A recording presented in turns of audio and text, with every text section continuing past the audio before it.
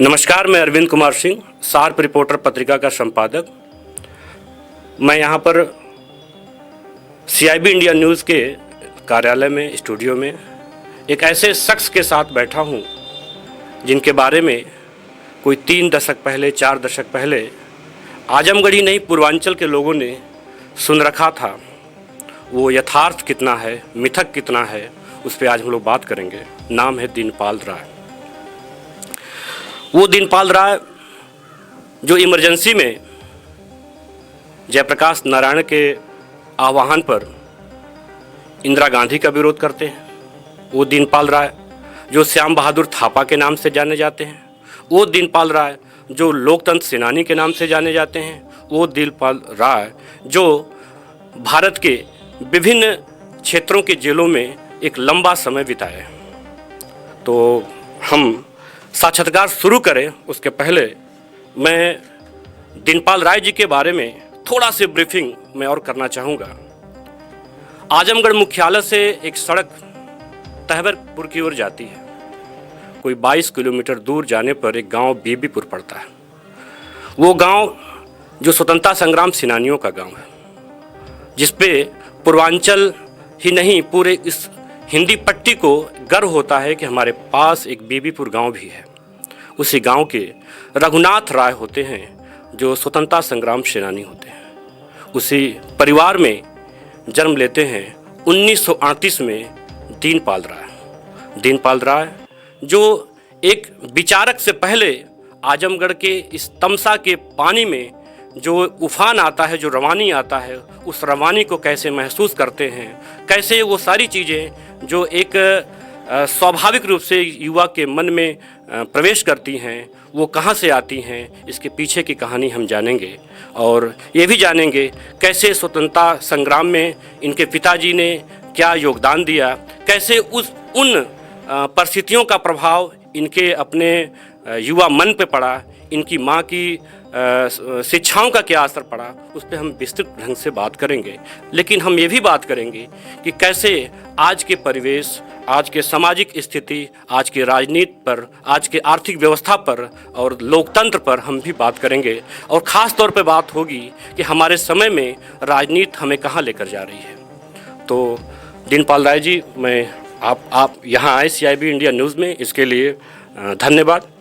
और मैं बात शुरू करूं उसके पहले मैं पहला आपसे सवाल ये करना चाहूँगा कि दीनपाल राय किन परिस्थितियों में दीनपाल राय बनते हैं? देखिए,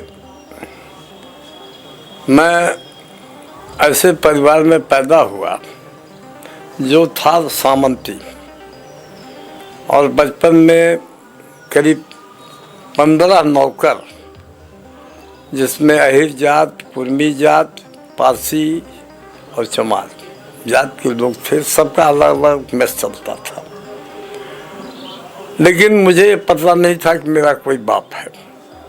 ठीक बात। माँ को मैं देखता था, रोती रहती थी।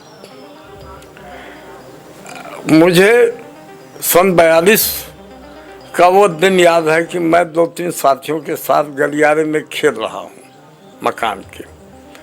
तब तक नेवादा बाजार से दौड़ते हुए 3-4 बनिया आए और घर में घुस गए।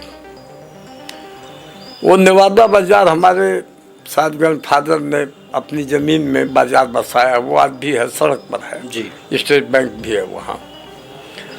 वो घुस गए और उनके मुंह से आवाज़ यही निकली है, वो आज भी आवाज़ मेरे कान में गूंज रही, दुल्हन दुल्हन दुल्हन गोला आवत हुआ।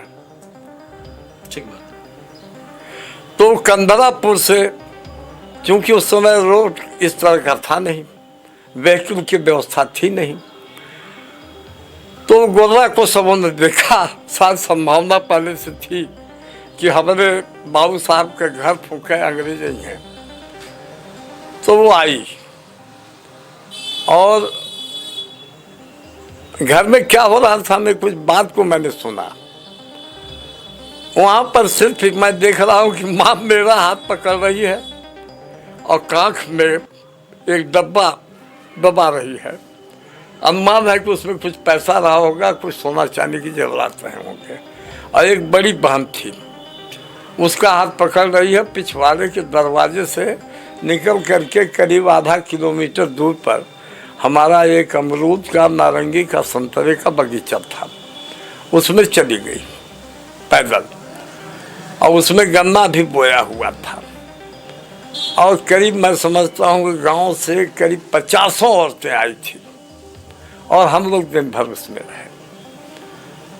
और किसी औरत ने हमको सतुआ दिया खाने को जी।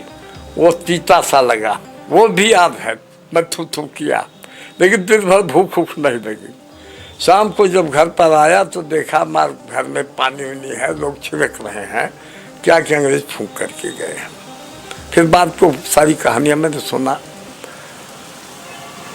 अब वो जो कहानी अगर आवश्यक है तो उसके संदर्भ में बोलूँ, नहीं तो मैं उसको राय साहब, जिस परिवेश में आपका बचपन बीतता है और आप बचपन से एक युवक के रूप में आप अपनी चेतना को संभालते हैं, तो उस उम्र में आपने, चूँकि गुलाम भारत, अंग्रेज़ों की दास्तां और उनकी यातना का शिकार आपका परिवार भी हुआ, और जैसा कि आपने बताया है, तो ऐसे परिवेश में आपके मन में किस तरह के भाव आ रहे थे? देखिए, उस समय इतना ही मुझे जानकारी हुई कि मेरे बाप अंग्रेजों का गुलाम है। देश अंग्रेज क्या हैं, कैसे हैं, देश कैसा है, यह नहीं कुछ मुझे समझ में आ रहा था जी। यानी सन 42 की बात बोल रहा हूँ जी। अवस्था समझ लीजिए 4.5 साल की है जी। लेकिन उसके बाद मैं पढ़ रहा हूँ, और 47 के पहले जिस दिन पिताजी जेल से छूटे हैं वो दिन मुझे याद है। मैं प्राइमरी में वहाँ बीबीपुर में पढ़ता था जी। तो स्कूल से आया तो देखा कि दरवाजे पर अपार भीड़। लोगों को मालूम था कि बाबू साहब आज जेल से छूट करके आएंगे। ठीक बात है। तो आजमगढ़ जेल से छूटे होंगे वो, मैंने कभी वेरीफाई नहीं किया जी। और पूरब से आ रहे हैं, यहाँ बरामदे में लोग बैठे हुए हैं। मेरे समझ से एक सैकड़ा रहे होंगे लोग, गांव के रहे होंगे, अगल बगल के गांव के रहे होंगे, बल्कि प्राइमरी के सारे मास्टर लोग कई कुछ दूर के थे, वो सब लोग बैठे हुए थे। देख रहा हूँ कि पूर्वी एक राय साहब पड़ोसी हैं, उनके दरवाजे पर कुआं है और उस कुएं पर हमारा एक नौकर है, मतलब नौकर था, बात को आज का बहुत बड़ा लैंड, मतलब लैंड होल्डर हो गया है। तो उसी गांव में तहबतपुर के मगनू यादव मर गए, तो वो कुएं से पानी खींच रहे हैं। अब बाबूजी पैदल आ रहे हैं और चढ़े तो गगरा रख करके उनका पैर छुए और फिर आ बैठे। क्या बात हुई, क्या बात, मुझे मालूम नहीं। फिर मेरी पढ़ाई वढ़ाई पर ध्यान दे रहे हैं। बात को मालूम हुआ कि मेरे वही बड़े भाई भी हैं, वो पढ़ रहे हैं। अब इसके बाद करीब 47 के पहले ही चर्चाएं होती थी कि पाकिस्तान बनने जा रहा, पाकिस्तान बनने जा रहा है जी। और 47 में मैं एसकेपी में 6th क्लास में मेरा एडमिशन कराया गया जी। उसी साल इस देश को आज़ादी मिली अगस्त में और पाकिस्तान बन गया।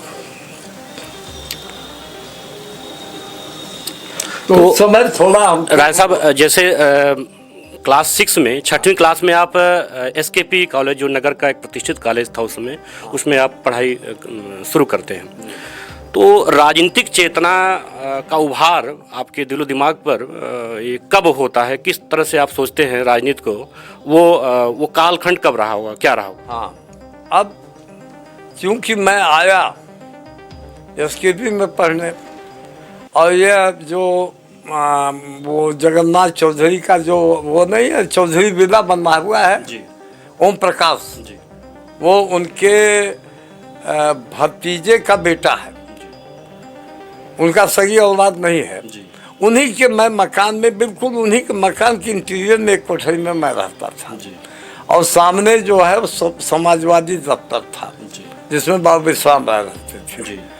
और कुबेर राय और कौन कौन लोग, माता भीख सिंह, संतोषा नंद और माँ शंकर, ये लोग आते थे। तो अक्सर वहाँ जमावड़ा रहता था जी। और देश आज़ाद भी हो रहा है। मुझे रुलाई इस बात की आई कि पाकिस्तान बन रहा है। जी तो मैंने बाबूजी से पूछा कि आखिर कैसे पाकिस्तान हिंदुस्तान एक होगा। जी तो उन्होंने हमको जो आंसर किया, जी उन्होंने कहा कि देखो, जो मार्क्सवाद है रूस में आ गया है, मंगोलिया में आ गया, चीन में, फिर उसके बाद जल्दी हिंदुस्तान में आएगा। जी और जब हिंदुस्तान में आएगा तो पाकिस्तान में आएगा, पूरी दुनिया में मार्क्सवाद पड़ जाएगा, एक विश्व गवर्नमेंट बनेगी, उसमें हिंदुस्तान पाकिस्तान एक हो जाएगा। जी जी ये पिताजी का आंसर है। नहीं, यही फिलॉसफी तो गांधी की भी होती है, फिर राम मनोहर लोहिया की भी होती है। वो एक परिसंघ की बात करते हैं जिसमें हिंदुस्तान और पाकिस्तान और बांग्लादेश को मिलाकर एक परिसंघ बनाया जाए, इस तरह की परिकल्पना वो करते हैं। देखिए, गांधी जी तो आज़ादी के ही साल में मारे गए। जी उस समय उतना मैं डेवलप नहीं हुआ, लेकिन शाखा लगती थी सिंह का बगीचा जो नॉर्मल स्कूल के सामने नहीं है, सुखदेव, वो बिल्कुल वो बिल्डिंग नहीं थी, केवल बगीचा था। तो उसमें आरएसएस की शाखा लगती थी। तो खेलने मैं भी जाता था। और बाद को मालूम हुआ गांधी जी का मर्डर हुआ और आरएसएस वालों ने कर दिया, लेकिन फिर भी स्कूल की जुलूस निकली तो हम लोग नारा लगता था गांधी जी जिंदाबाद। तो मैं पर्सनली नारा लगाता था गांधी, महात्मा गांधी, तो मैं बोलता था जिन्ना का बाप। तो यह समझ में नहीं, बात को आया कि गांधी जी ने कहा था कि पाकिस्तान मेरे राष्ट्र पर बनेगी। जी बाद को मुझे जानकारी हुई कि गांधी जी के मर्डर के संदर्भ में हुआ। जी उसमें आरएसएस का कोई हाथ नहीं था। अच्छा। वास्तविकता यह थी कि नाथूराम गोडसे बहुत फैनेटिक देशभक्त था। जी और पाकिस्तान तो 10-15 दिन के भीतर कोलैप्स करने की स्थिति में हो गया। घटना यह हुई जी कि खजाने पर कब्जा था हिंदुस्तान की गवर्नमेंट का, और पटेल ने कहा कि जब तक शरणार्थी की समस्या का समाधान नहीं होगा तब तक हम खजाना नहीं देंगे। जी गांधी जी ने कहा कि आप खजाना दे दीजिए। उन्होंने कहा कि बापू आपसे तो अब राजनीति से और कांग्रेस के मेंबर से मतलब नहीं है, जी तो आप इसमें क्यों अड़ंगेबाजी कर रहे हैं। तो गांधी जी बैठ गए भूख हड़ताल पर। जी और ज्यों बैठे दूसरे दिन हो हल्ला मचा पटेल के खिलाफ, तो पटेल बहुत किचकिचा करके खजाना दे दिए। और जब वो उन्होंने बिरला भवन में अनशन तोड़ा है तो उसी दिन एक शरणार्थी ने एक बम फेंका उनके ऊपर, जिसका प्रोसिक्यूशन हुआ था गोडसे के साथ ही। जी वो बम फूटा नहीं जी और वो गिरफ्तार कर लिया गया। और उसी के दूसरे दिन गोडसे ने उनको मारा। जी तो उसने इस रिएक्शन में मारा कि बुढ़वा जो है जबरदस्ती दिलवा रहा है। हालांकि बहुत बड़ी बेवकूफ़ी किया। अगर गांधी जी को नहीं मारता तो गांधी जी एक बात बोलते थे हमेशा, जो बात को पढ़ने पर हमको मिला है, कि मैं चाहता हूं कि अंग्रेज रहें इस देश में लेकिन अंग्रेजियत समाप्त हो जाए। लेकिन यह नेहरू चाहता है कि अंग्रेज चले जाएं लेकिन अंग्रेजियत पड़ी रहे। और वास्तविकता यह है कि आज अंग्रेज भी है, अंग्रेजियत पड़ी हुई है। यह है आज आपके देश की स्थिति। जी बहरहाल लोहिया साहब की बात आप ला रहे हैं। लोहिया साहब गांधी और नेहरू से बहुत जूनियर थे। जी और ये सुना है हमने कि आप इनके नेहरू जी के बड़े खास आदमी थे। जी लेकिन ये फिर समाजवादी लोग बना दिए। जी और जब समाजवादी बना दिए और गांधी जी की हत्या हुई तो उस समय इन लोगों ने पटेल पर रिमार्क कुछ किया। उनका रिमार्क था कि जब गांधी जी के ऊपर उस दिन बम फेंका गया तो उनकी सुरक्षा की व्यवस्था क्यों नहीं की गई। जी तो उसने कुछ ब्लंट रिमार्क किया इन लोगों के ऊपर जी कि वह सोचती है कि कुतिया कोई चल रही थी किसी गाड़ी के पीछे, तो कहा कि कुतिया सोचती है कि गाड़ी को मैं ही ढकेल रही हूँ तो गाड़ी चल रही है। तो ये लोग अपने को अलग किए समाजवादी लोग। ये सारी कहानी है। तो लोहिया और इसके बाद लोहिया जयप्रकाश तो लिबरल बहुत आप लोग के थे नेहरू परिवार। ये जयप्रकाश नारायण से पहला जो संपर्क होता आपका है वो कब होता है और किन परिस्थितियों में होता है? जयप्रकाश नारायण से मेरा संपर्क हो रहा है 72 और 75 के बीच में 3-4 बार जी। वो तो चले गए थे भूटान में जी। भूटान से फिर अबाउट टर्न हुए। उन्होंने कहा कि महंगाई है, गरीबी है, बेकारी है, भ्रष्टाचार है जी। और इन्होंने आंदोलन छात्रों को लेकर के शुरू किया बिहार में और इनको प्रभावित ये हुए गुजरात में कोई छात्र आंदोलन हुआ। अपने लेक्चर में बोलते थे कि छात्र आंदोलन से हुआ तो मैंने छात्रों को लामबंद किया जी। और छात्र में ज़्यादा आ गए RSS वाले। तो इनका केवल मार्च पास्ट जुलूस निकलता था जी। कि महंगाई है, बेकारी है, गरीबी है, भ्रष्टाचार है। इंदिरा गांधी ने कहा कि महंगाई, बेकारी, गरीबी, भ्रष्टाचार दुनिया का कोई भी ऐसा देश नहीं है जहाँ ना हो। ठीक बात। मैं मानती हूँ कि मेरे देश में अधिक है जी। तो इसका तरीका आप बताइए, ये क्या कि महंगाई है, बेकारी है, गरीबी, भ्रष्टाचार है। तो मैं जयप्रकाश के आंदोलन में 2 बार तो गया, एक बार लखनऊ में गया हूँ जी। और एक बार इलाहाबाद में जी। और दोनों बार मुझे बोलने का मौका मिला जी। क्योंकि एडवोकेट था। जी। तो एक ये भी हो गई, यहाँ के संघर्ष समिति में जो 11 लोगों की बनी हुई थी जी। उसमें मैं भी था। हमारे गांव के बाबू श्री रामराज थे, उसके कन्वीनर मेवालाल गोस्वामी थे जो अभी जीवित थे जी। और जितने लोग रहे कई लोग मर गए हैं। अब जूनियर थे, कविता जी थे, ये सब लोग मर गए। 11 लोग थे जी। तो सब लोग नहीं जाते थे, मैं पहुंच जाता था।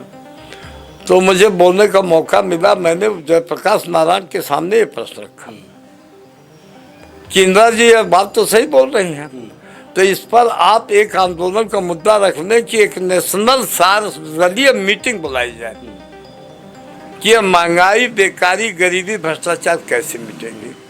जयप्रकाश नारायण चुप रहते थे। दोनों मीटिंग की बात है। इसके बाद तीसरी बार की घटना है आजमगढ़ की। आजमगढ़ में इसी जज्जी के मैदान में अपार भीड़ थी जी। अब चूंकि आप वो समझ क्या वो बच्चे रहे होंगे जी। जी। अपार भीड़। ठीक बात। और 2 कुर्सियां लगी हुई थी, वही जो बना हुआ है ना, शायद वही बना था या लगाया गया था उस समय चौकी उकी से। जी। 2 कुर्सियां थी, एक पर बाबू जयप्रकाश नारायण बैठे हुए थे और बगल में बाबू श्री राम राय हमारे गांव के, क्योंकि वो वयोवृद्ध थे, सबसे इज्जत थे, संघर्ष समिति में थे जी। लेकिन सीनियर मोस्ट थे और पूर्व स्वतंत्रता संग्राम सेनानी भी थे। ठीक। पूर्व वो हुए थे, क्या कहते हैं, विधायक भी हुए थे, जिला परिषद का चेयरमैन भी हो चुके थे। जी। तो वो 2 आदमी बैठे हुए थे। बहरहाल गीत उस समय एक बहुत पॉपुलर गीत थी जयप्रकाश का, बिगुल बजा तो जाग उठी तमड़ाई है, तिलक लगाने तुम्हें जवानों क्रांति द्वार पर आई है, कौन चलेगा आज देश से भ्रष्टाचार मिटाने को, बर्बरता से लोहा लेने सत्ता से टकराने को, और क्या कौन रचेगा आज देश में मौत के साथ सगाई है, तिलक लगाने तो ये गीत बड़े स्वर में गाते थे। 2-3 थे, कौन भारतीय वर्ती थे, 3-4 लोग, और वो जहाँ जयप्रकाश नारायण जाते थे वो टीम जाती थी। बहरहाल बाबू जयप्रकाश नारायण अपनी कुर्सी पर ताल मार रहे थे हाथ से। अच्छा। अब मैं देख रहा था तो मुझे ये हुआ कि बुढ़वा मजा ले रहा है क्योंकि उसके नाम का जयकारा तो हो रहा है। अब मैं भी अपने ढंग से खड़ा होकर के देख रहा हूँ। मीटिंग ओवर हुआ, सब लोग डाक भगवान के हाल में आकर के बैठे, वहीं लगा हुआ है। मैं भी पहुंचा।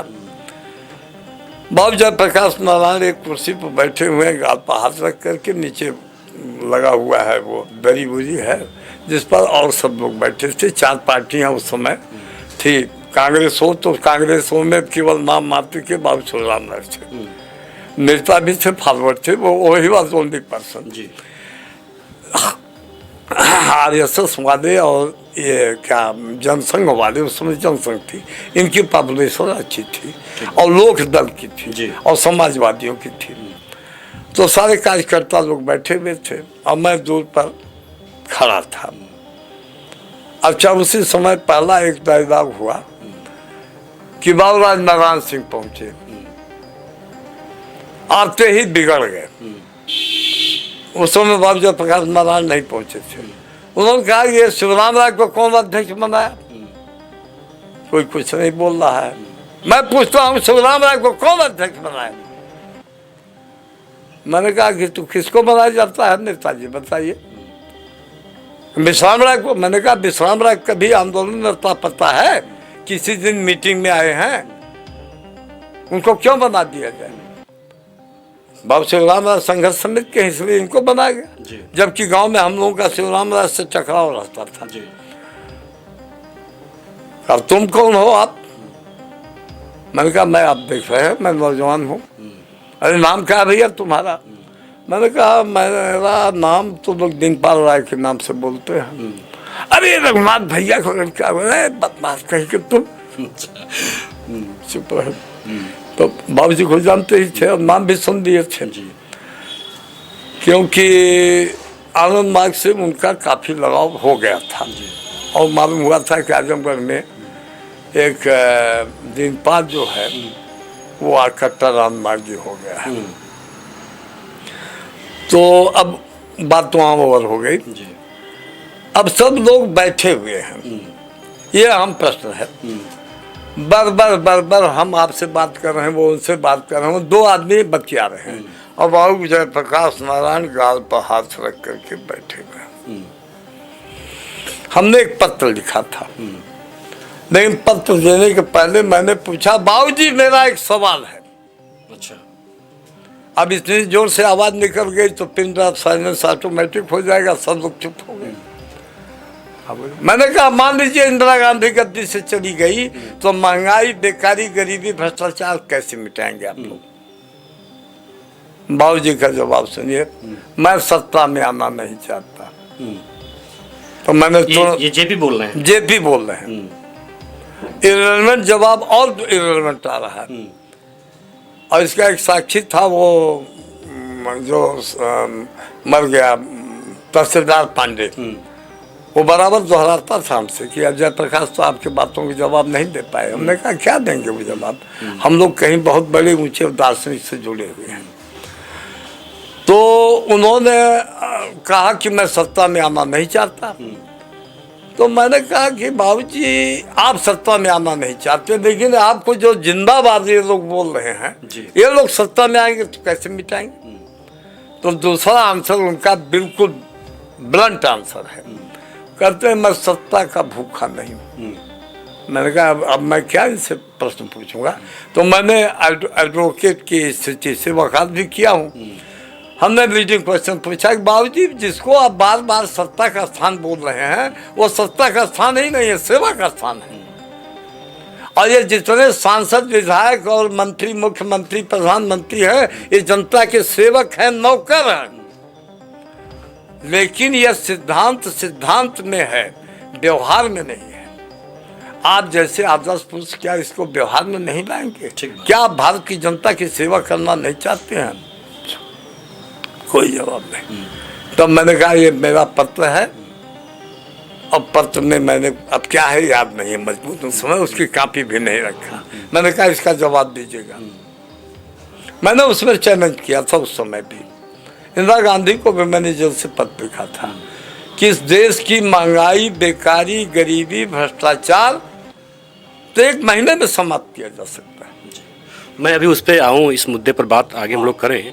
आपातकाल के बारे में बात करें, उसके पहले जैसा कि सुनने में आता है कि दीनपाल राय के पास एक वारंट आया था जो दिल्ली से आया था, और वो वारंट क्यों आया था, किन परिस्थितियों में आया था, उसका कथानक क्या है, उस पर भी हम जानना चाहेंगे। घटना यह हुई कि रामलीला मैदान में भी एक कार्यक्रम था बाबू जय प्रकाश नारायण का, मैं वहाँ भी गया था, दिल्ली गया था। बहरहाल वहाँ उनके मंच पर मुझे बोलने का कोई मौका नहीं मिला, लेकिन रात में कब सम्मेलन हुआ जी। तो कब सम्मेलन में हम कुछ बोले कि भाई हम भी कुछ तुकबंदी सुना देंगे जी। तो उन्होंने कहा कि ठीक है आप सुना दीजिए। तो हमने उसी में 2 भाषण 2-4 लाइन का दे दिया। तुकबंदी हमारी उस समय 4 लाइन की थी कि नई रोशनी नया सवेरा जल्दी भारत में लाना है, नए रक्त से भारत को असली आज़ादी दिलवाना है, नई चेतना नौ विप्लव जब जन जन में छा जाएगा, भारत तभी महान बनेगा, सुख वैभव लहराएगा। अभी देश आजाद नहीं है, हम अंग्रेजों की सारी व्यवस्थाएं पड़ी हुई हैं। तो मैं बाबू जयप्रकाश नारायण से आज इस मंच के माध्यम से आह्वान कर रहा हूं कि सेना और पुलिस के जवानों को केवल एक आह्वान करें कि तुम बंदूक की नली को नीचे कर लो। हम रक्त क्रांति नहीं करेंगे। हमारे यहाँ से 500 केवल आंदोलनकारी जाएंगे, इन सांसदों को पकड़ करके 500 हैं, केवल 1 झापड़ 2 झापड़ का क्रांति करेंगे, क्योंकि उतना पात्र है वो। नौकर को 1 झापड़ 2 झापड़ लगाया जा सकता है। कि आज तक तुम लोग आर्थिक न्याय क्यों नहीं दे सके? इतने दिन से मैंने सन 52 से न एग्जिस्टेंस में आया है, सन 52 से और आज सन 72 बीत गया था, जब वर्ष जोड़ लीजिए, तो अभी हमें आर्थिक न्याय नहीं दिया। तो मैं यही आह्वान करूंगा, और इसको कोई शस्त्र क्रांति नहीं है, विद्रोह नहीं है। ये सेना और पुलिस के जवान पहले स्वतंत्र नागरिक हैं, और ये जो कागजी करेंसी पाते हैं ये सरकार का नमक नहीं है, उनके बाप का नमक नहीं है, वो अपने शेयर में से पाते हैं। वो तो टोकन है, इसका तो पेमेंट समाज करता है। हम समझते हैं वहीं पर हमको CID वाले हिट लिस्ट तो दे दिए, क्योंकि अब प्रौध पर मुझे आना पड़ेगा। प्रौध फिलॉसफी जो अनुमूर्ति की है, 5 फंडामेंट। नहीं, मैं उस पर आऊँ तो उसके बाद का जो घटनाक्रम होता है कि आप वारंट, हाँ, वारंट आता है, और वारंट के बाद क्या होता है, क्रमशः हम आगे बात करते हैं। तो घटना ये हुई कि मैं आजमगढ़ चला आया। इसके बाद एक दिन पेपर में देखा गया, नहीं एक दिन तो उसके पहले घटना बीत चुकी थी कि आज ललित नारायण मिश्र का हत्या हो गई। उस दिन मैं गांव पर था जी। उसके कुछ महीने के बाद पेपर में आया कि अजीत नाथ राय के कार में कोई हैंड ग्रेनेड रखा। पढ़ लिया सामान्य रूप से। घटना ये हुई कि हाँ, हरबंस राय जूनियर दरोगा थे कोतवाल के नीचे, हरबंस राय उनका नाम याद है, वो वहाँ के थे, देवरिया के जी। उनकी शादी हमारी बहन की जिस घर में बनारस में चंदौली के पास हुई थी, उसी घर में उनकी ससुराल थी जी। और उनके बाप कोई यहाँ पर शायद जुडिशल मजिस्ट्रेट वगैरह भी रहे हैं। तो बाबू हरबंस राय चूंकि अब रिश्तेदारी थी, जोड़े हुए थे, वो मैं ये जो आजमगढ़ का शराब खाना है, मैं कलेक्टरी कचहरी से अपने घर की ओर जा रहा हूँ, और वो मेरे घर की ओर से गाड़ी से आ गए जीप से जी। और उन्होंने देखा, रोक दिया। हम कहे क्या हो, क्या बात हो? कहना कि मैं आपके घर गया था, मालूम हुआ कि आप निकल गए हैं, आपके नाम अभी अभी एक दिल्ली से वारंट आया। हमने कहा किस सेक्शन में? कहा कि वो वारंट है, एक्सप्लोसिव एक्ट है और 307 है। तो मैंने कहा 307 माने अटेम्प्ट टू मर्डर। तो इसका मतलब है कि अजीत नाथ राय की कार में जो बम रखा गया उसमें हमको सब साले फंसा रहे होंगे। भैया मैंने मन में सोच लिया। मैंने उनसे मजाक में कहा कि सब वारंट आया तो गिरफ्तार कर लीजिए, तो मिल ही गया। कह रहे मजाक में मतलब बात करते हुए, हम तो नोटिस दे नहीं, पता लगा दे, हम कहते चल जाते। वो गई ना, मैं आया घर पर अपना आपको सामान को सब ठीक ठाक करके बैग वो, और मैंने घर पर यहाँ कह दिया, माँ वो सब थी कि मैं अब जाऊँगा गाँव पर रहूँगा। मुकदमा करना, हम कहीं मुकदमा करना, मौके मारे लूँगा, सब आपने देख लिया। और हम चले गए गांव पर। और उस समय जून का महीना भी आ गया था, बंद हो गया था। बंद हो जी। नहीं, वो सिविल बंद हो गया था, क्रिमिनल चल रहा था। तो क्रिमिनल में बहुत कम वकील थे, मैं भी जाता था, मैं क्रिमिनल साइड का भी केस देख लेता था। तो मैं गांव पर गया और गांव पर रात में इमरजेंसी लगी। मेरे पड़ोस के मास्टर साहब थे, वो आए हमारे दरवाजे पर और रोज आते थे, एक बार बात पढ़ते होते थे। तो आए, हमें नहीं प्रणाम किए, बाबू साहब पालूगी, कहने अरे बाबू बड़ा गजब हो गया, गजब हो गया रात को। हमने कहा क्या गजब हुआ? कहने आपातकाल लागू हो गया, अब सारी नेता जेल में चले गए, सब आया है रेडियो पर न्यूज। तो मैं लगा हंसने। कहने अरे तू हंस हुआ, हम घबरा थे। हम कहने अब युद्ध ठने, जेल में गए, अब युद्ध ठनेगा। तो क्योंकि ये घटना हो चुकी थी, आपात क्यों होगा, इस रेफरेंस में भी कुछ आप सुनना चाहते हैं? जी जी। ऐसा हुआ कि राजनारायण सिंह का मुकदमा में इंदिरा गांधी हार गई जी। तो मेरा यह कहना था कि बाबू जयप्रकाश नारायण और भ्रष्ट आंदोलनकारी सुप्रीम कोर्ट के यहाँ जाए कि अविलंब इसका जो है निस्तारण आप लोग मुकदमे का करिए जी, अपील की सुनवाई करिए। क्योंकि अगर इंदिरा गांधी के साथ अन्याय होगा तो 60 करोड़ जनता के साथ अन्याय होगा, अगर न्याय होगा तो 60 करोड़ जनता के साथ न्याय होगा जी, और इसकी अविलंब सुनवाई हो। इन लोगों ने प्रोग्राम क्या बनाया कि हम लोग रोजाना जुलूस निकाल करके जाएंगे कि इंदिरा गांधी गद्दी छोड़ो। अब उसके यहाँ ये हो रहा था कि कोई ऐसा एसमैन को प्रधानमंत्री का पद दे दिया जाए, थोड़े दिन के लिए इस्तीफा। ये अंदर खाने तैयारी चल रही थी, पेपर में आ रहा था। अंत में कोसी जी ने आया है और संजय गांधी के यहाँ गया, उसने कहा कि आपातकाल लागू करवा दो। और संजय गांधी के कमेंट पर तब आपातकाल लागू हुआ तो सब ठंडा हो गया, जेल में लोग चले गए। तो मैं इसका विरोधी था कि क्यों जुलूस आप लेकर के जाएगा, मुकदमा को सुनवाई मुकदमे की थ्रू हो। इस तो राजनारायण की कमाई हो गई, नहीं तो हम लोग मजाक, सब लोग मजाक करते थे, है मुकदमा किए हैं इंदिरा गांधी के खिलाफ क्या होगा। नहीं, जगमोहन लाल सिन्हा ने एक गजब का कमाल किया है, आज उसका नाम नहीं आ रहा है जुडिशरी में। इतना क्रांतिकारी माने इतना बड़ा वो नहीं, उसके बाद कोई अता पता नहीं जी। तो वही जब बाबू साहब ने कहा कि ऐसी घटना हो गई, मैं हंसने लगा। थोड़ी देर के बाद देखा कि उत्तर से मेरा बेटा आ रहा है सुबह सुबह, यानी ये 25 जून 26 की घटना, 26 सुबह की बात, सुबह की घटना। तो मैंने पूछा कि मैं समझ गया कि कोई गड़बड़ है। मैंने कहा भाई कैसे है? कहना सदर में पुलिस पहुंची थी घर पर। अच्छा, आपके जो नगर वाला रैजोपुर में। तो पुलिस पहुंचल तो हमारे भाई चुकी है ऑर्गेनाइजेशन को पहुंचा देना। कहना कहाँ लोग हलाल हुआ? कहना वो दिनपाल वकील को। कहना दिनपाल वकील कहाँ गया लोग? अरे माता जी बता जाए, घर में देखा जाए, क्या हमारा लड़का कौन चोचा ही हुआ, क्या लोग पकड़ा? अरे माता जी हमारी झगड़ा भी की, फिर चले गए सब। तो वही मान में भेज दिया कि जाओ गांव पर है वो, उसको बता दो। तो वही हमको बताया, हम कहे ठीक है अपन नाश्ता पानी करो तो जा।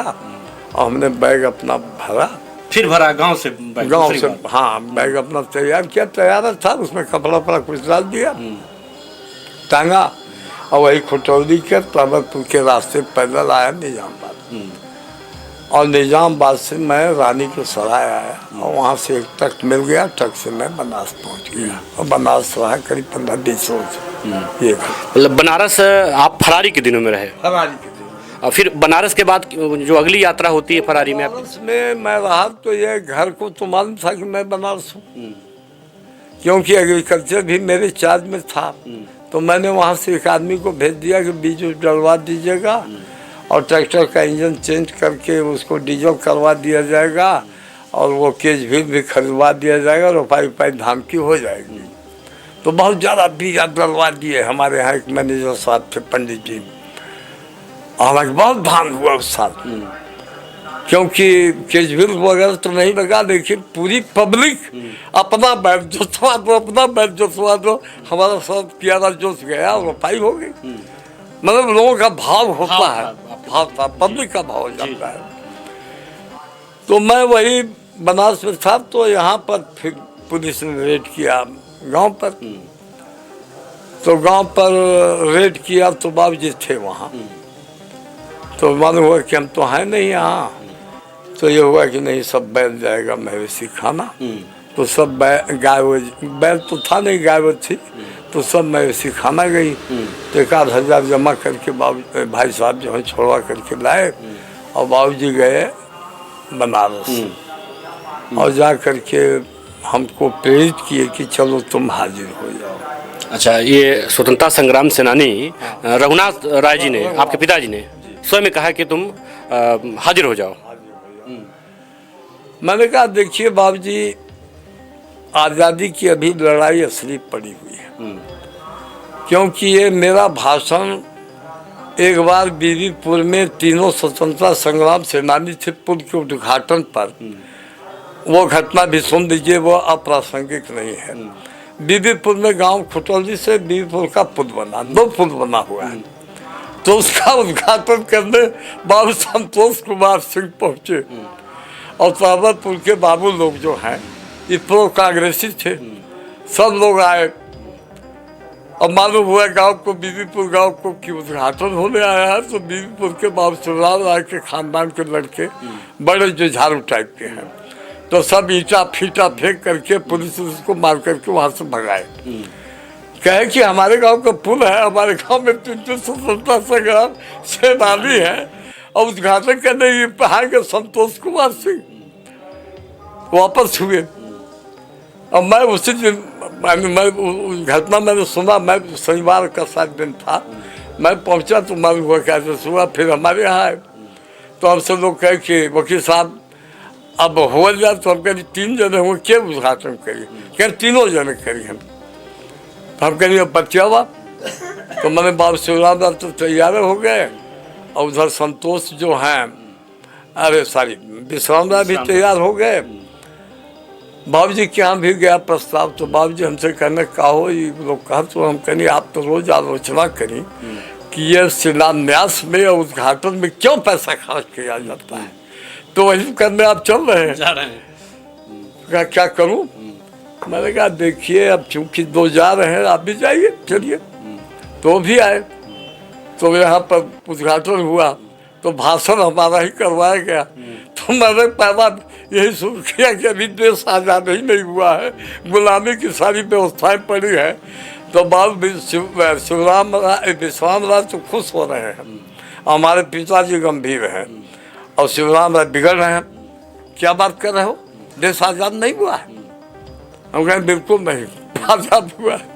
खैर भाषण शुरू हुआ, उद्घाटन हो गया, कहने की चर्चा है। तो अब दूसरे, हाँ नहीं, हम लोग आगे बात बढ़ाते हुए ये कि आप बनारस जाते हैं फरारी के दिनों में, आप बनारस जाते हैं। बनारस के बाद की जो अगली आपकी यात्रा है, अब चूँकि बनारस में मैंने पिताजी से कहा कि मैं सरेंडर नहीं करूँगा।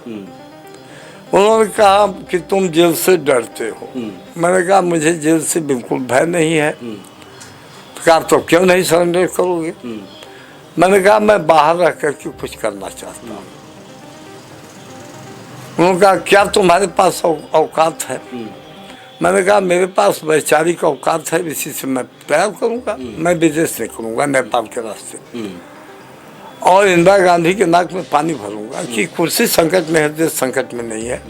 और ये हलाहल इसने गलत काम किया है। तो पिताजी बिगड़ गए। उन्होंने कहा कि तो तुम होश में नहीं हो, अपने को बहुत कुछ समझ रहे हो। हमने कहा मैं कुछ नहीं समझ रहा हूँ, लेकिन मुझे सब समझ में आ रही तो मैं अपने विचारों की हकीकत नहीं कर सकता। कहा तो तुमको यहाँ रहने का कोई अधिकार नहीं है। मैंने कहा ये बाबूजी आपने बहुत सही बात कहा, बिल्कुल मैं अभी यहाँ से रवाना हो जाऊँगा। यानी पिताजी से मतभेद वहीं शुरू हो जाता है। वही मतभेद शुरू हो गया। मैं को मैं अभी रवाना हो जाऊंगा। खाना खा चुका था, उसके बाद ही मेरा उनका इंटरेक्शन शुरू हुआ और लोग बैठे हुए थे। तो एक हमारे मित्र थे लहरतारा पर, सरकारी कर्मचारी थे। तो मैंने बेसिक फ़ोन देकर के उनसे कहा कि मेरे पास 2 रुपया है, आप 10 रुपये से 1000 तक जितना हो लहरतारा वहाँ लहुरा बीच पर भिजवा दीजिए, अब मैं जा रहा हूँ। तो मेरी बात पिता भी सुन रहे हैं, सब लोग सुन रहे हैं। तो हमारे जो पिताजी के साझेदार थे पंडित जी एक, उन्होंने मुनीम जी से कहा कि आप मेरे खाते में 500 रुपया लिख दीजिए और इनको दे दीजिए। मैं समझता उस समय 500 का मतलब 5000 से कम नहीं था, अधिक था। और मैंने कहा पंडित जी मैं आपका एहसान जीवन भर नहीं दूंगा। 500 तो हो गया, लौरा बीच पर पहुंचा, 10 रुपये देकर खड़ा, 512 हो गया। मैं आया चंदौली के पास, मेरी बहन की है बनोई जी को कभी उनकी लड़की की शादी में मैंने पैसा दे दिया था, मेरे पास खाता में था। और ये मान करके नहीं दिया था कि मुझे उधार पर, हालांकि दिया था उन्होंने उधार के नाम पर 6-7 हज़ार उस समय दिया था कुछ इतना। और उसके बाद से पिताजी और भाई साहब हमारे नाम खाता भी, पैसा रखना भी बंद कर दिया। क्योंकि उस समय भी मैं बोलता था कि कागज का रुपया है, क्यों सबकी समस्या बना रहा है। तो पिताजी हमको डांटते थे, कहते थे इस पर पढ़ो, खोजो, बकबकाओ कम। मैंने कहा बाबूजी हमें समझे ना, कर्जे का रुपया हो और हो तो सब कुछ हो और ना हो तो कुछ ना। वो आज भी मैं बोल रहा हूँ। अब इसको रियलाइज करिए और उसका एक प्रमाण तो मोदी ने दे। हम सिद्धांत पे आपसे बात दूसरे चरण में करेंगे। पहला चरण हम लोग ये बात करते हैं कि जब आप चंदौली से फिर आगे की यात्रा कहाँ तक आपकी जाती है? तो चंदौली में मैंने पैसा मांगा कि मुझे 1000 की व्यवस्था आप लोग कर दीजिए। 3-4 दिन नहीं हो पाया, जबकि अच्छे खासे किसान हैं। तो मैं वहाँ से चला गया पटना। वहाँ भी मेरी एक बहन ब्याही हुई रही, वो अभी जीवित है, पांडेचेरी में रहती है, अरविंद आश्रम में। तो वशिष्ठ नारायण राय जो वहाँ के जज भी हुए हैं पटना हाई कोर्ट के, गाजीपुर सोहर के रहने वाले थे। फिर यूनिवर्सिटी के वाइस चांसलर भी हुए थे उसी परिवार में। उन्हीं के भतीजे से मेरी बहन की शादी थी। तो वहाँ मैं करीब 1 महीना रहा। और 1 महीने में एक हमारे संधि साहब लगते थे, वो जानबूझ करके दिवा गए हमको भागलपुर और हमारा सब पैसा खर्च करवा दिए। यानी जो 500 था वो, और जो यानी वो 10-12 रुपया 14 रुपया लग गया था पटना जाने में, यानी करीब 500 रुपया खर्च करवा दिए। तो बड़ा मुझे बुरा लगा, लेकिन मुझे ये अब और कहीं मैं पैसा आपको दिला दूंगा, और दिलाए कुछ नहीं। तो ये हमारी उस छोटी बहन ने अनुभव कर लिया। तो वो गई अपना जेवर बेच करके ला करके 1000 हमको दे दी। और उस जेवर को फिर हमारे इस बहन का बहनोई जो उधार दिए थे, वो जेल में आजमगढ़ ला करके दिए। तो मैंने बहन को लौटा भी दिया वो पैसा। एक घटना बता दी। तो मैं वहाँ से नेपाल चला गया। अच्छा, तो नेपाल में आप किस सन में गए थे? 75 क्या? हाँ 75 में। मैं समझता हूँ कि जून तो बीत गया, अगस्त, मैं सितंबर में चला गया। तो नेपाल में जाने के बाद इमरजेंसी देश में लगी हुई है और पूरे देश के नेता जेल में हैं, और आप भी फरारी काटते हुए नेपाल पहुंच गए। तो नेपाल में किस तरह की गतिविधियां आपकी वहां शुरू होती हैं? नेपाल में देखिए, मेरी गतिविधि ये थी कि मैं ब्रिटिश एम्बेसी से, अमेरिकन एम्बेसी से और पाकिस्तान एम्बेसी से, 3 एम्बेसी से मैंने कांटेक्ट किया।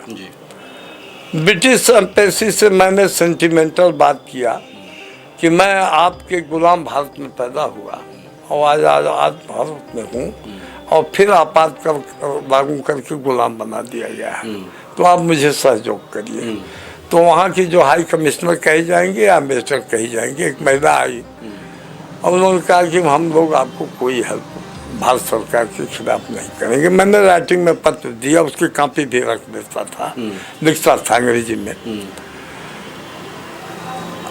पाकिस्तान एम्बेसी, अब यह है कि तीनों जगह से मैंने चालू कर दिया कि जहाँ से मेरे सोल्यूशन हो। पाकिस्तान एम्बेसी से मैंने बहुत सेंटिमेंटल लिखा। इसको मेरे ऊपर देशद्रोह का भी मुकदमा चलाया जा सकता है, कहे भी हमको। हमने कहा आप चलाइए, तब मैं जवाब दूंगा। मैं तो मानूंगा कि मेरा ही लिखा हुआ पत्र है। मैंने ये कहा कि आप लोग बांग्लादेश का बदला लीजिए। तो पाकिस्तान के एम्बेसडर तो ने ऐसा क्यों कहा आपने? मतलब जब आप मेरी समझ में से समय थी कि इन सबों को रिएक्शन तो होगा ही कि हमारा आधा तोड़वा दिए सबों ने, बांग्लादेश बन गया, पूरी पाकिस्तान समाप्त हो गया। तो यह मामूली प्रहार नहीं हुआ है पाकिस्तान पर, खंडित हुआ। हालांकि इंदिरा गांधी का शेर नहीं है, वहाँ की जनता बगावत कर दी, उर्दू राजभाषा को नहीं स्वीकार की, बांग्ला को मानी, मोहम्मदन जनता मैक्सिमम तो वहाँ भी मोहम्मदन है। और इसके बाद ये गए थे जो बिहारी गए थे, तो बिहारी जब ज़्यादा बदमाशी किए, उन सबों को मार करके सब रखे दिया। वो सब वहाँ काठमांडू में हमसे मिले थे, रोजाना भेंट घाट होती थी। वो जमात इस्लामी हिंद से जुड़े हुए थे। वो कह रहे भाई अब हम लोग जाएंगे कहाँ जाए, हम कह पेंडुलम में रहिए आप लोग। अरे आप लोग हिंदुस्तान छोड़ के गए पूर्वी पाकिस्तान में बिहार से, और वहाँ से सब लखेत दिए। और फिर हिंदुस्तान की गवर्नमेंट नहीं दे रही है न वहाँ और न पाकिस्तान लेने को तैयार, क्योंकि पूर्वी पाकिस्तान के नस्बत पे तो वो सब फिर पता नहीं है भाई कहाँ कहाँ कैसे है। तो कंट्रैक्ट होती थी। उसी समय रमज़ान का महीना भी चलता था। रमज़ान में कभी कभी हमको बुलाते थे इफ्तार में, तो मैं जाता था उनके साथ खड़ा होकर, नमाज भी मैं पढ़ता सब। तो ये नेपाल में राय साहब, नेपाल में जब आप गए तो वहाँ पर भी दीनपाल राय के नाम से ही आप रहे या कोई और नया नाम था? देखिए, नेपाल में मैंने वहाँ जो आनंद मार्गी एक महिला थी इंजीनियर, उनसे तो कॉन्टेक्ट किया दीनपाल राय के नाम से। और बकिया मैं श्याम बहादुर थापा। अच्छा, ये रहा। लेकिन मैं, ये नाम किसने दिया था आपको? श्याम बहादुर अपने ही बना के स्वयं क्रिएट किया? स्वयं कर दिया था, श्याम बहादुर थापा। तो कोई बहुत ज़ेवर आवाज नहीं पूछता था, तो मैं पहले आनंद मार्गियों से कांटेक्ट करना चाहा। तो उसमें एक महिला से हुई, लेकिन वो फिर हमको कोई सहयोग नहीं कर रही थी। तो ये हमारे प्रॉब्लम पड़ा हुआ था। इस बीच में यह जो आपके एम्बेसी का कांटेक्ट हुआ, तो पाकिस्तान एम्बेसी से मैंने यही सेंटिमेंटल बात किया, जिस पर एम्बेसडर साहब बहुत ही नाराज हो गए। इतना हुआ कि हमको झापड़ नहीं मारा, रूथलेसली कहा कि आप लोग अराजक आदमी हैं, आप हिंदुस्तान की सेना को भड़काएंगे विद्रोह करने के लिए, क्या भाषण देंगे? मैंने बताया कि मैं भाषण दूंगा आज़ाद भारत रेडियो करके, सुनेंगे लोग और सेना पुलिस बगावत करे, इंदिरा गांधी को तख्त से नीचे उतारा जाए। ये हमारा कंसेप्ट था और उसी पर राइटिंग थी। तो बड़ा आज इतने समय बाद उन भाषणों की वजह से, या वो जो तत्कालीन सोच थी या उस समय की समझ थी, आज अफसोस होता है या नहीं होता है? नहीं, अफसोस तो नहीं होता है। अफसोस नहीं होता, अफसोस नहीं होता। अब देखिए, अमेरिकन एम्बेसी ने केवल कोऑपरेट किया। अच्छा, अमेरिकन एम्बेसी को मैंने अपना सही नाम बताया और तीनों एम्बेसी को भी मैंने सही नाम दिया था। वहाँ श्याम बहादुर थापा नहीं रखा था। अच्छा, वहाँ दीनपाल मैंने कहा मैं फरारी हूँ, मैं दीनपाल राय रॉकेट आजम, मैं फरारी हूँ और आपातकाल से मैं छुट्टा हूँ। उसने पूरे देश को गुलाम बना दिया है केवल अपनी कुर्सी के लिए। पूरा देश ही जड़ा हो गया है, कोई या तो जेल में है, नहीं तो कोई बोल ही नहीं पा रहा। तो वही अमेरिकन एम्बेसी ने हमको सहयोग किया और कम्युनिकेशन किया, 4-6 दिन लगा और इसके बाद कहा कि आपका इमिग्रेंट वीज़ा आ गया। वीजा आ गया आपका? इमिग्रेंट वीज़ा आ गया, विदाउट पासपोर्ट आप जा सकते हैं। आपका मेंटेनेंस कैसे होगा? तो मैंने कहा मेरे पास वहाँ पर ऑर्गेनाइजेशन है अनमार के, उनसे फिट हो जाऊँगा। मैं लेबर का भी काम कर सकता हूँ, कुली का भी काम कर सकता हूँ। कहा भीख नहीं मांगेंगे? मैंने कहा क्यों मैं भीख मांगूंगा? यही सब बातें हुई। तो अमेरिका क्यों जाना चाहते थे आप? अमेरिका में जाकर के वही काम करता, कुछ वहाँ से सोचता। मेरा यह था कि मैं पूरे इंटरनेशनल वर्ल्ड में फैला दूं। उस समय मैं एक बात पर मिसकंसीव था कि हर देश की सरकारें अलग अलग सोच की हैं, इंडिपेंडेंट हैं और सिंसियर हैं। यहाँ पर मेरा भ्रम समाप्त हो गया। जितनी भी सरकारें हैं उनका ऑब्जेक्टिव है टू रूल एंड एक्सप्लॉइट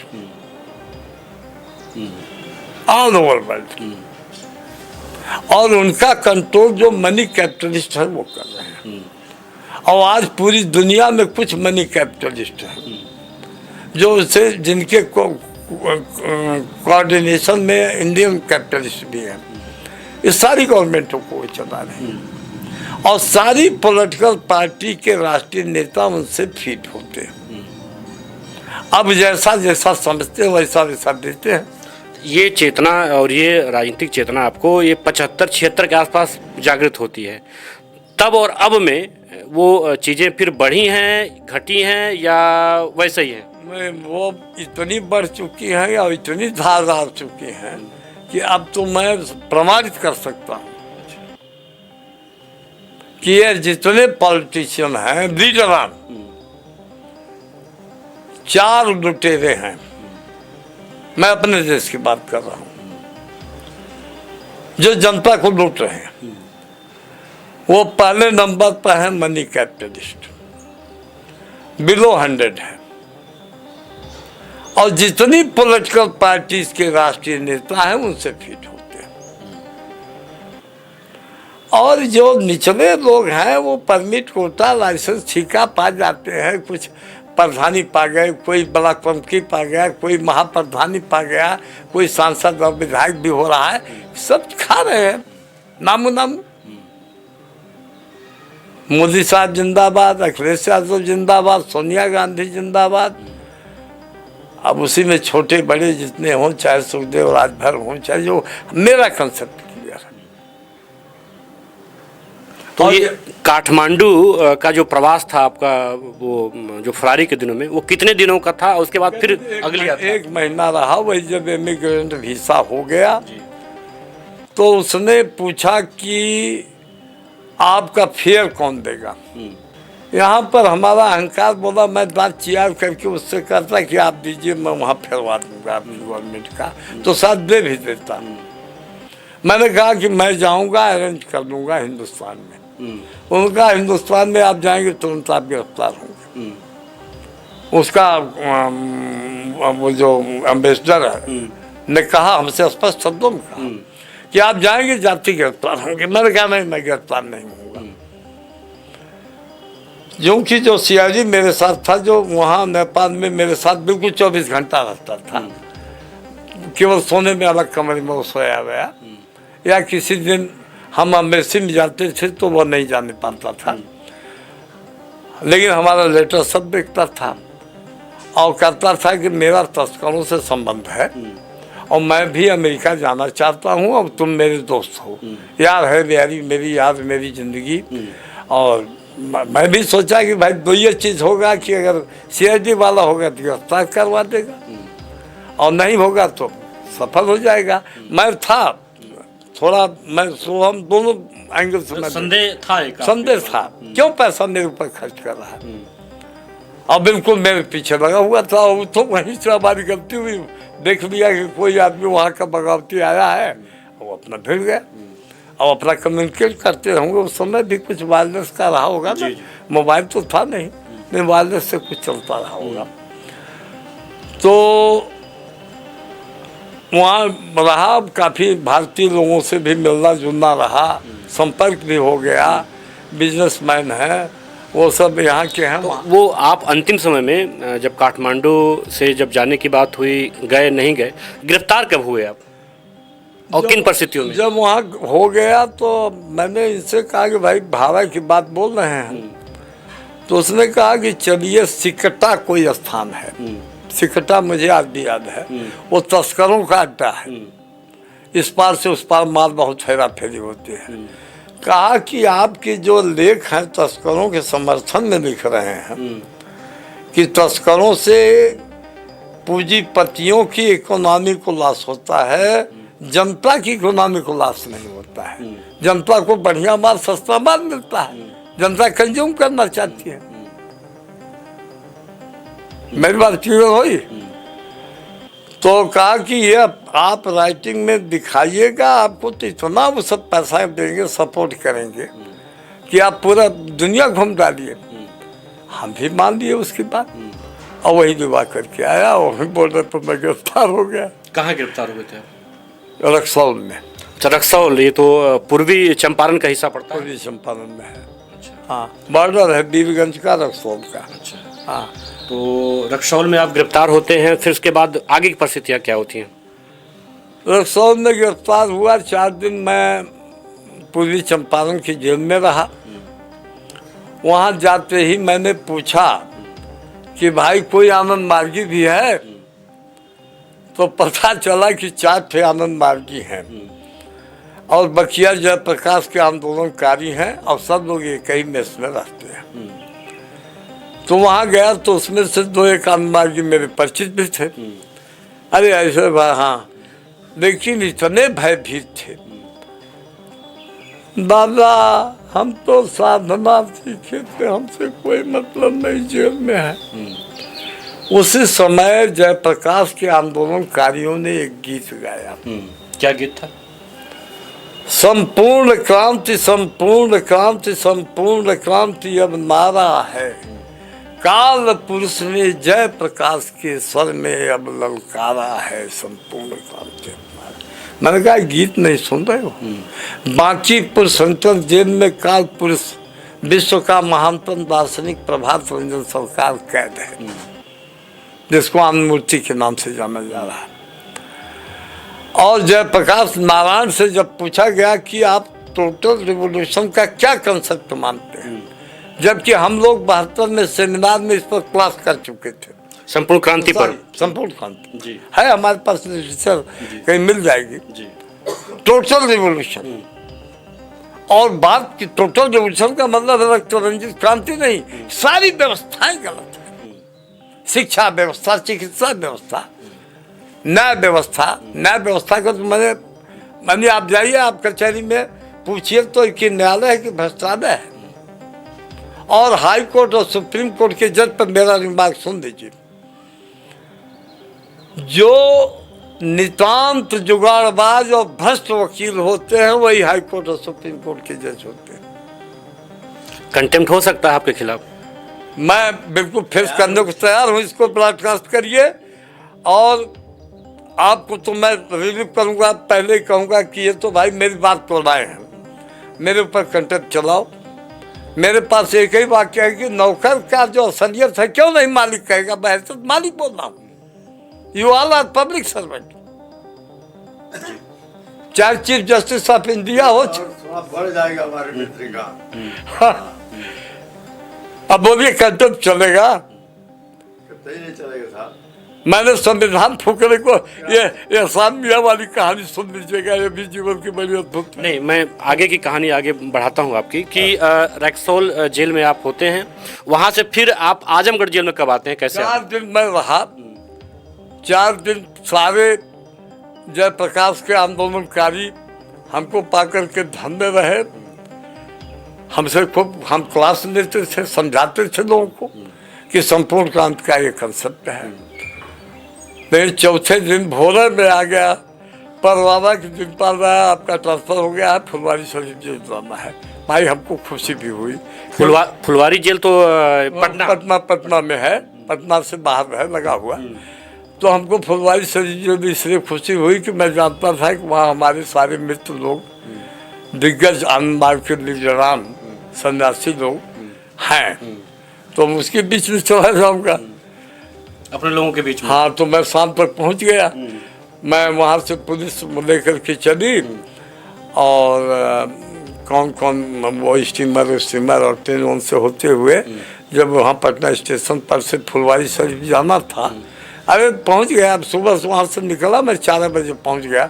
तो मैंने सिपाहियों को, वो हमारे पास पैसा कुछ था, वो पैसा ऐसा था कि अब वो भी कहानी सुनिए, हमने लंगोटा को 2 ठे सिलवा दिया था, तो उसी लंगोटा को पूछ में 700-800 रुपया हम रखे हुए थे, ये हमेशा बंधा रहता था। तो मैं अपने को शो करता, पैसा नहीं था, लेकिन चूंकि अब गिरफ्तारी होगी तो ऑटोमेटिक वो था, नहीं पैसा हमारे साथ ट्रांसफर हुआ। तो मैंने उन सिपाहियों को खिलाया पिलाया रास्ते में।